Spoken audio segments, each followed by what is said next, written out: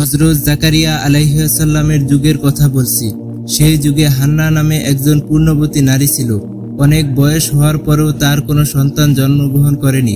এরপর একদা আল্লাহ রাব্বুল আলামিনের দরবারে ফরিয়াদ করল, হে আল্লাহ, আমার অনেক বয়স হয়ে গেল, কিন্তু আমার কোনো সন্তান জন্মগ্রহণ করলো না। আমি তোমার দরবারে মান্নত করছি, যদি তুমি আমাকে একটি সন্তান দান করো, তাহলে তাকে আমি বাইতুল মুকাদ্দাসে খেদমতের জন্য উৎসর্গ করব। হান্নার এই মান্নতের কিছুদিন পরেই আল্লাহ রাব্বুল আলামিন তার গর্ভে একজন সন্তান দান করলেন। হান্না এই সন্তানকে দেখে অত্যন্ত খুশি হলেন, কিন্তু হান্নার এই খুশি বেশি দিন স্থায়ী হলো না। যখন তিনি সন্তানটিকে প্রসব করলেন, তখন তিনি দেখতে পেলেন তিনি একটি কন্যা সন্তান জন্মদান করেছেন। কন্যা সন্তানকে দেখে হান্নার মন অনেক খারাপ হয়ে পড়ল। তখন তিনি আল্লাহ রাব্বুল আলামিনের দরবারে সেই ভারাক্রান্ত মন নিয়ে ফরিয়াদ করলেন, হে মাবুদ, আমি তোমার দরবারে মান্নত করেছিলাম, যদি তুমি আমাকে একজন সন্তান দান করো, আমি তোমার ঘর বাইতুল মুকাদ্দাসের খেদমতের জন্য সেই সন্তানকে উৎসর্গ করব। কিন্তু একই, আমি একজন কন্যা সন্তান জন্মদান করেছি। এই কন্যা সন্তান আমি কিভাবে তোমার ঘর বাইতুল মুকাদ্দাসের খেদমতের জন্য উৎসর্গ করব? আর বাইতুল মুকাদ্দাসের কর্তৃপক্ষ তো এই কন্যা সন্তানের খেদমতের জন্য গ্রহণ করবে না। হান্নার এই ভারাক্রান্ত প্রার্থনা শুনে আল্লাহ রাব্বুল আলামিন তৎক্ষণাৎ তেনাকে জানিয়ে দিলেন, হান্না, তুমি হয়তো একজন কন্যা সন্তান জন্ম দিয়ে অনেক ভারাক্রান্ত হয়ে পড়েছো। তুমি চেয়েছিলে একটি পুত্র সন্তান জন্ম দিতে, কিন্তু তুমি জেনে রাখো, যে কন্যা সন্তানটি তুমি জন্মদান করেছো, এটি সাধারণ কোনো কন্যা সন্তান নয়। পৃথিবীতে হাজারো পুরুষের চাইতে এই কন্যা সন্তানের মর্যাদা অনেক অপরিসীম। আর তুমি যে চিন্তা করছো বাইতুল মুকাদ্দাসের কর্তৃপক্ষ তাকে খেদমতের জন্য গ্রহণ করবে কিনা, সে ব্যাপারে তুমি কোনো চিন্তা করিও না। তুমি তোমার কন্যাটিকে লালন পালন করো। সে যখন উপযুক্ত বয়সে উপনীত হবে, তখন তুমি তাকে বাইতুল মুকাদ্দাসের কর্তৃপক্ষের কাছে খেদমতের জন্য নিয়ে যেও, আমি তাকে গ্রহণ করব। হান্না তখন আল্লাহ রাব্বুল আলামিনের পক্ষ থেকে এই সান্ত্বনা বাণী শুনে নিশ্চিত হলেন।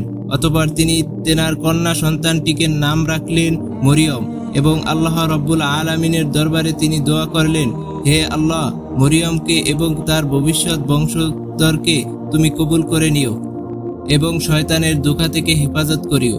এরপর হান্না মরিয়মকে 7 বছর পর্যন্ত লালিত পালিত করলেন। সেই যুগে বাইতুল মুকাদ্দাসের ইমাম ছিলেন হযরত জাকারিয়া আলাইহিস সালাম। মরিয়ম আলাইহিস সালাম যখন 7 বছরে উপনীত হলো, তার মা হান্নাকে জাকারিয়া আলাইহিস সালামের কাছে এনে বললেন, হে আল্লাহর নবী, আমি মান্নাত করেছিলাম, আল্লাহ যদি আমাকে কোনো সন্তান দান করেন, আমি সেই সন্তানটিকে আল্লাহর ঘরের খেদমতের জন্য উৎসর্গ করব। কিন্তু দুর্ভাগ্যবশত আমি একটি কন্যা সন্তান জন্মদান করেছিলাম। আমি সেই সন্তানটিকে 7 বছর পর্যন্ত লালন পালন করলাম। এখন আমি আমার মান্নত পূরণ করার জন্য এই সন্তানটিকে আপনার হাতে তুলে দিতে এসেছি। আপনি মেহেরবানি করে একে কবুল করুন এবং আল্লাহর ঘরের খেদমতের জন্য সুযোগ করে দিন। হুজুর জাকারিয়া আলাইহিস সালাম হান্নার আবেদনের পরিপ্রেক্ষিতে বাইতুল মুকাদ্দাসের সকল খাদেমকে ডেকে বললেন, আপনাদের মধ্যে কে আছেন যে এই মেয়েটিকে লালন পালন করার দায়িত্ব গ্রহণ করবেন? বাইতুল মুকাদ্দাসের খাদেমরা মরিয়ম আলাইহিস সালামের চেহারার এক প্রকার স্বর্গীয় নূরের জ্যোতি দেখতে পেল, তাই তারা প্রত্যেকেই তাকে লালন পালন করার জন্য ব্যাকুল হয়ে পড়ল। হযরত জাকারিয়া আলাইহিস সালামের মনেও তাকে লালন পালন করার একটি বড় ইচ্ছা ছিল। যেহেতু মরিয়মের খালা ছিল তার স্ত্রী, তিনি বাইতুল মুকাদ্দাসের খাদেমদের যুক্তি দিয়ে বলেছিলেন, আপনারা শুনুন, এই মেয়েটিকে লালন পালন করার সবচাইতে উপযুক্ত ব্যক্তি হচ্ছি আমি, যেহেতু তার খালা আমার স্ত্রী। কিন্তু বাইতুল মুকাদ্দাসের জাকারিয়া আলাইহিস সালাম এই প্রস্তাবকে নাকচ করে দিয়ে বললেন, আমাদের প্রত্যেকের মনে এই মেয়েটিকে লালন পালনের বাসনা রয়েছে, অতএব তার খালা তোমার ঘরে আছে। এই যুক্তি দেখিয়ে তুমি তাকে লালন পালনের দায়িত্ব গ্রহণ করতে পারো না।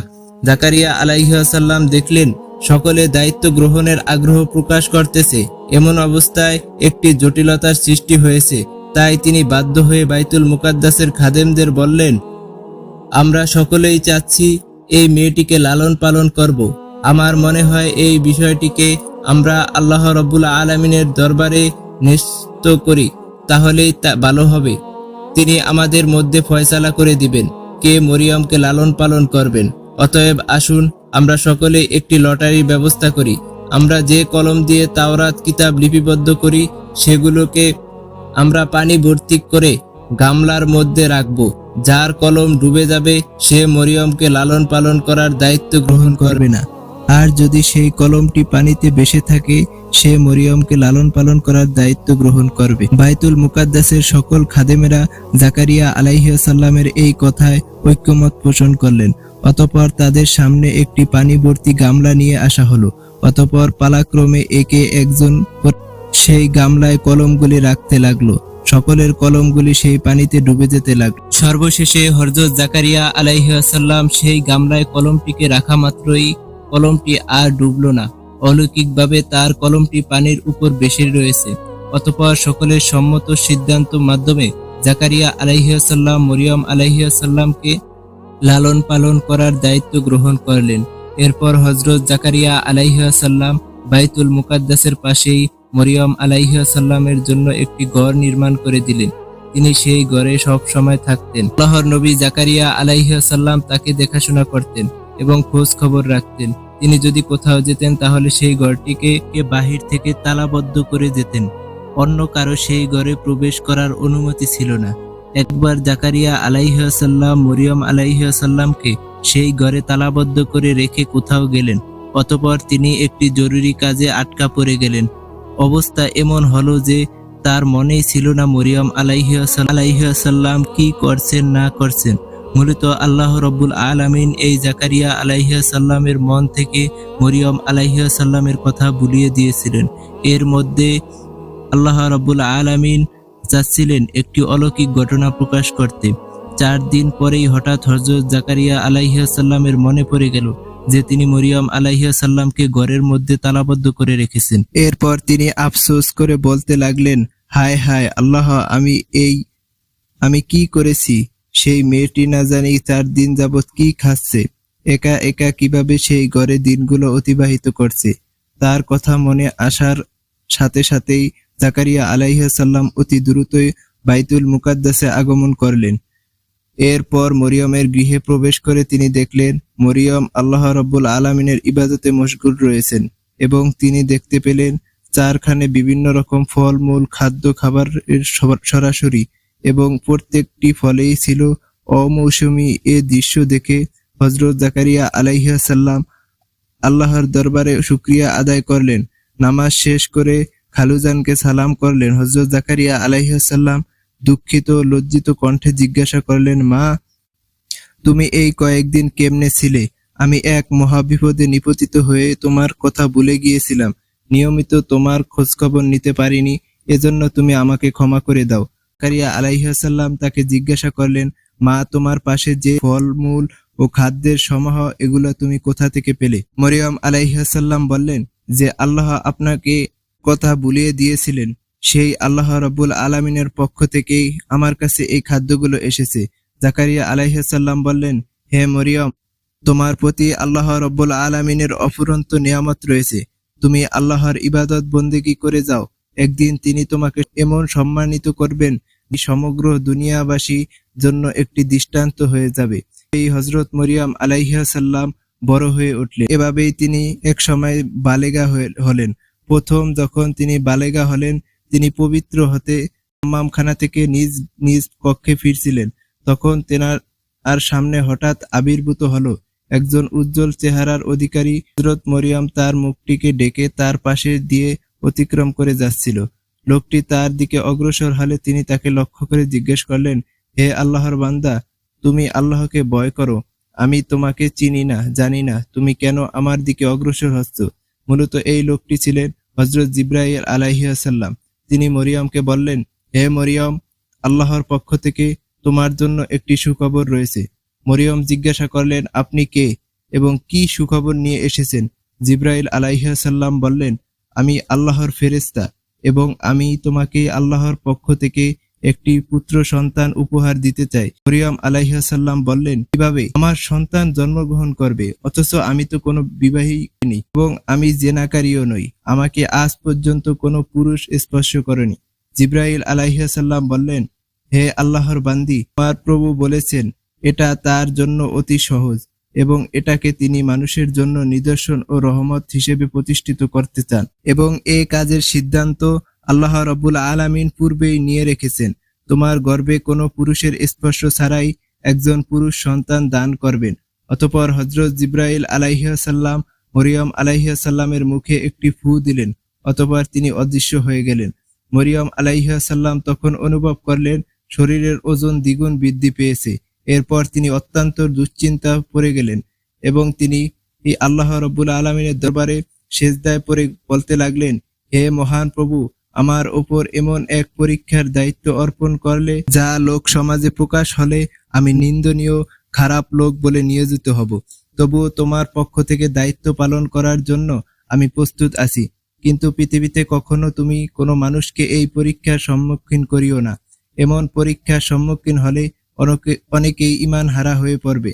হে দয়াল সাগর, তুমি এই কঠিন পরীক্ষা থেকে আমাকে উত্তীর্ণ হওয়ার জন্য তৌফিক দান করো এবং আমাকে ধৈর্যশীলদের অন্তর্ভুক্ত করো। আমার সকল বিপদ আসান করে দাও। কিছুদিনের মধ্যেই বনি ইসরায়েলের সকল মানুষ মরিয়মকে গর্ভধারণের কথা জানতে পারল। তখন একদল লোক এসে তাকে শাসিয়ে বলল, মরিয়ম, তুমি উচিত কথা বলো। কে তোমার গর্ভজাত সন্তানের পিতা? তুমি এক মহিলা কিভাবে পুরুষের সঙ্গম ছাড়া সন্তান জন্মধারণ করলে? কে সেই পুরুষ যে তোমার সাথে এই অপকর্ম কাজে লিপ্ত হয়েছে? তুমি যদি তার নাম আমাদেরকে বলে দিতে পারো, আমরা তাকে উপযুক্ত শাস্তি প্রদান করব। মরিয়ম তাদের প্রশ্নের জবাবে বললেন, আমি কিছুই জানি না। আমি কোনো পুরুষের সাথে সঙ্গমে জড়িত হইনি। তোমরা যা দেখতেছ সবই আল্লাহ রাব্বুল আলামিনের নিদর্শন। তিনি আমাকে এই সন্তানটি কোনো পুরুষের সঙ্গম ছাড়াই দান করেছেন এবং তিনি আমাকে সংবাদ দিয়েছেন আমার গর্ভে থাকা সন্তান পৃথিবীতে একজন নবী হবেন। এর বাহিরে কোনো কথা আর আমার জানা নেই। হে মরিয়ম, তুমি আমাদের প্রশ্নের উত্তর দাও। তুমি একজন কুমারী নারী হয়ে কিভাবে পুরুষের সঙ্গম ছাড়া এই নবজাতক শিশুটিকে জন্মদান করেছো? তখন মরিয়ম আলাইহিস সালাম তাদেরকে ইশারা ইঙ্গিত দিয়ে বললেন, আমি মান্যতের রোজা রেখেছি, তাই কথা বলতে পারবো না। তোমাদের যদি কোনো কিছু জানার থাকে তাহলে এই শিশুটির কাছে জিজ্ঞাসা করো, সে তোমাদের সকল প্রশ্নের উত্তর দিয়ে দিবে। তখন তাদের মধ্যে কেউ কেউ বলে উঠল, হায় মরিয়ম, তোমার এই অপকর্মের কথা লোকজনের কাছে জানাজানি হয়ে যাবে বিদায় এই ভয়ে তুমি রোজা রেখেছো, আর আমাদের বলছো এই নবজাতক শিশুটির সাথে কথা বলতে। সে কি কথা বলতে শিখেছে? এইসব ধোঁকাবাজির কথা শোনাচ্ছ আমাদেরকে। আজ হোক কাল হোক তোমার এই অপকর্মের কথা সবাই জেনেই যাবে। তখন তাদের মধ্যে কেউ কেউ বলে থাকলো, আচ্ছা, আমরা তাহলে এই শিশুটির কাছে জিজ্ঞাসা করেই দেখি না, সে কি বলতে পারে নাকি না পারে। তখন তারা সবাই একমত হয়ে সে শিশুটাকে জিজ্ঞেস করলো, হে মরিয়মের পুত্র, তুমি তোমার পিতার পরিচয় দাও এবং তুমি তোমার মায়ের গর্ভে কিভাবে এসেছো এটা জানাও। তখন ঈসা আলাইহিস সালাম বলে উঠল, আমি আল্লাহর বান্দা, আমাকে তিনি কিতাব দান করেছেন এবং আমাকে নবী বানিয়েছেন। আমি যেখানেই থাকি না কেন তিনি আমাকে বরকত দান করেন। তিনি আমাকে আজীবন নামাজের আদেশ দিয়েছেন। নবজাতকের মুখে এই সমস্ত কথা শুনে তাদের ভুল তারা বুঝতে পারলো এবং মরিয়ম আলাইহিস সালামের কাছে ক্ষমা চাইল। প্রিয় দর্শক, এই হলো হযরত ঈসা আলাইহিস সালামের জন্মের কাহিনী। এই ঘটনা থেকে আমাদেরকে শিক্ষা লাভ করে আল্লাহ তাআলার খাঁটি এবং প্রিয় বান্দা হওয়ার তৌফিক দান করুক। আমিন।